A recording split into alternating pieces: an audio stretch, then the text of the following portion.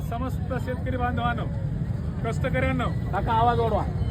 आता हे आवाज ह्याच्यापेक्षा वाढणार नाही. आता तरी पण 50% जाऊ शकतो.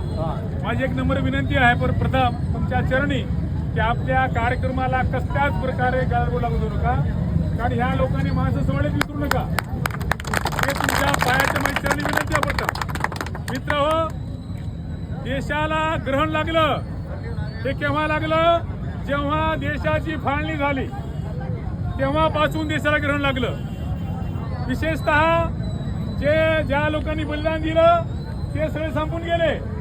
त्यांच्या काही अवलादी आहेत आता मोटार मोजक्या होणाऱ्या, निष्कामपणे काम करणाऱ्या. पण सध्या स्वतःचा परिवार लेकरं नाते होते हे पोस्ट त्या सरकारमध्ये गेले लोकांचं एक ध्येय धरून झालंय आणि त्यांना आपण निवडून द्यायला कारणीभूत झालं.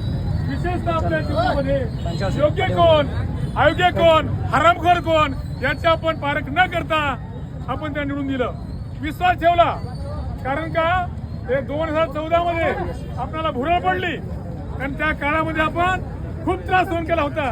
गावोगाव प्रस्थापित मागवले होते कारण सामान्य जनतेला म्हणून आपण ते व्यवसायाने मागितलं. कदाचित त्यांच्या हातावर कार्य झाले असतील असं